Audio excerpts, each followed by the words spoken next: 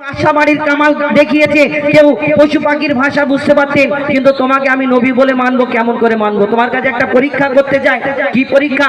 একটা খেজুরের দানা, একটা খেজুরের আটি নিয়ে ওই আমার নবী হুজুর পাক সাল্লাল্লাহু আলাইহি সাল্লামকে সেই খেজুরের দানা নিয়ে বলে, মোহাম্মদ তোমাকে এই খেজুরের দানাটা দিচ্ছি, তুমি যদি আমার সামনে পুঁতে দাও আর একদিনে যদি একটা গাছ বের করে দেখাতে পারো, কালকে আমি এই সময় আসবো, আর এসে যদি দেখি তুমি একটা গাছ বের করে দেখাতে পেরেছো, তাহলে আমি মনে করবো তাহলে তুমি সত্যি আল্লাহর নবী, আল্লাহর পয়গম্বর।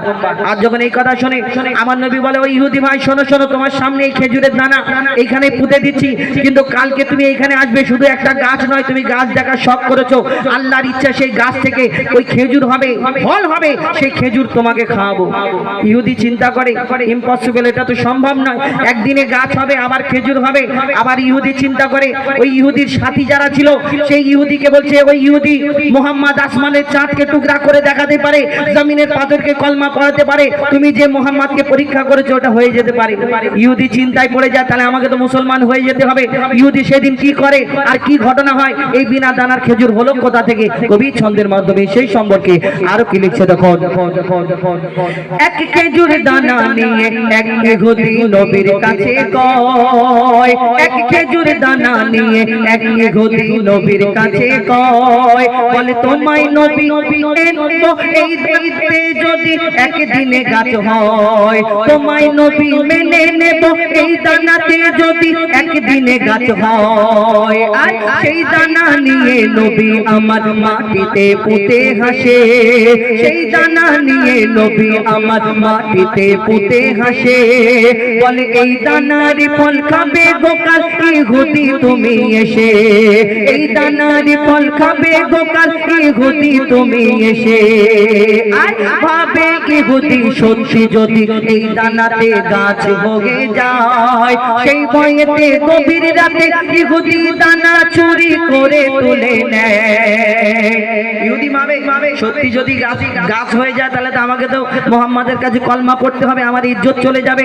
তারপর কি ঘটনা হয়, সেই ইহুদি দানাটা চুরি করে তুলে নিয়ে যায়, বলে এবার দেখবো মুহাম্মদ কেমন করে গাছ দেখায়, গাছ থেকে ফল কেমন করে দেখায়। কি ঘটনা হয় কবি ছন্দের মাধ্যমে লিখছেন, সেই ভয়েতে গভীর রাতে ইহুদি দানা চুরি করে তুলে নেয়।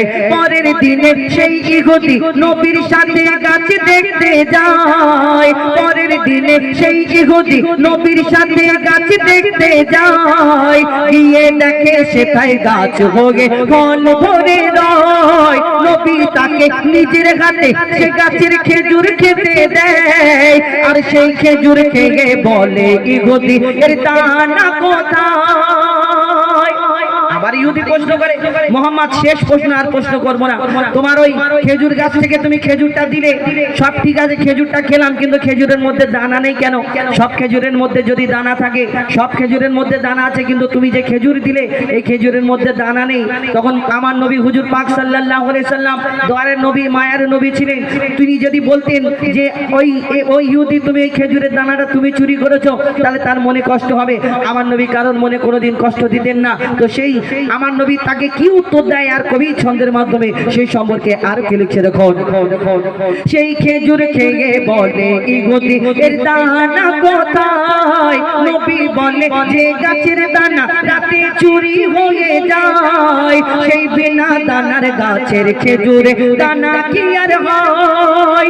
ইহুদি তখন স্বীকার করে, ইহুদি তখন স্বীকার করে মোর নবীর কাছে ভুল, ইহুদি তখন স্বীকার করে মোর নবীর কাছে ভুল। আর কি বলে, তুমি খোদার সত্যি নবী মুহাম্মদ রাসূল, তুমি খোদার সত্যি নবী মুহাম্মদ রাসূল, তুমি খোদার সত্যি নবী মুহাম্মদ রাসূল।